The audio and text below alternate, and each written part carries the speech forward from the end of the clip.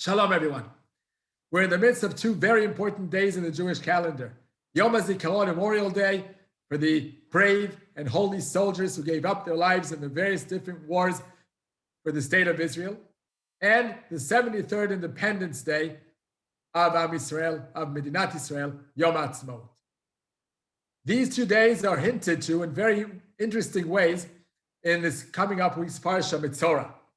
In the beginning of the Parsha, we learn the process of the Mitzorah when he purifies himself from his leprosy. Amongst other things, he offers two birds.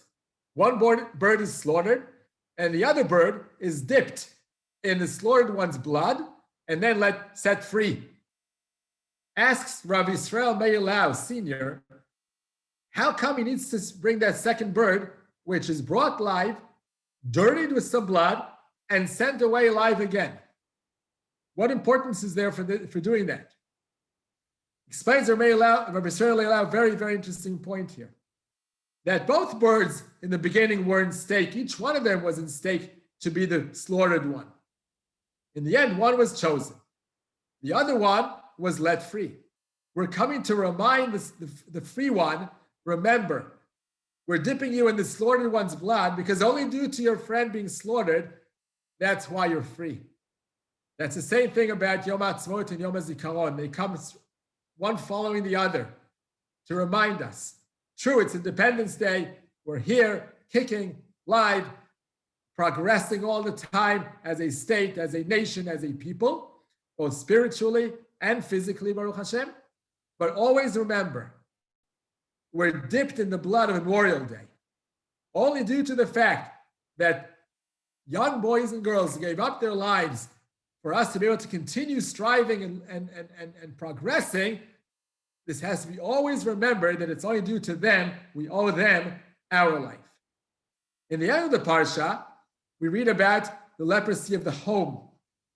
And the Torah begins explaining that by saying that this is when you enter Eretz Yisrael, ki tavou el Eretz Canaan, ve'natati negat tzarad bebeit Eretz achuzatchem. Some good news there'll be. When you come to Eretz Canaan, you know what? You'll receive leprosy. What type of gift is that? That's not good news.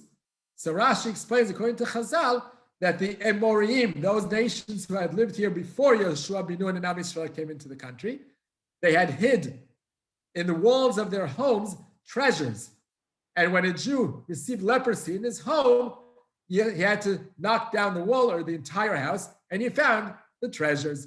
That's the good news. The Ramban explains something that we can then understand even deeper, in a deeper manner, what the good news is all about here. Ask the Ramban, how come all this is only true in Eretz Yisrael? It's not a mitzvah tliyah ba'aretz, it's not connected to the ground.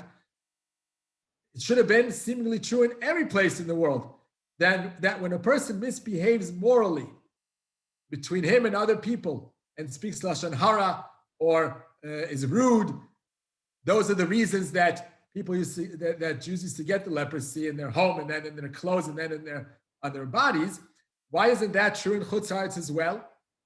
Says the Ramban, because the potential in Eretz Yisrael for holiness and for a true, good, moral life is much greater here in Israel than anywhere in the world.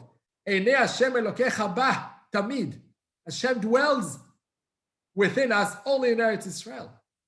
In Chutz Haaretz, there's a much more disconnect between Hashem and people. So where there's great potential, if it's not actualized, if we go the wrong way, then there's a great fall. But when there's no potential as is, or very small potential as is, to grow spiritually and to reach high levels, then there's not such a terrible downfall when we don't go the right way. So this is the message we take with us from our Parsha to Yom HaAtzmaut and to our entire life here in Israel. Remember, we have a great mission to fulfill as a Jewish people, to be the light for the entire world. But it can only be actualized here in Israel, and only due to having a state of our own and progressing more and more spiritually and physically. This will lead to the great days of the final redemption.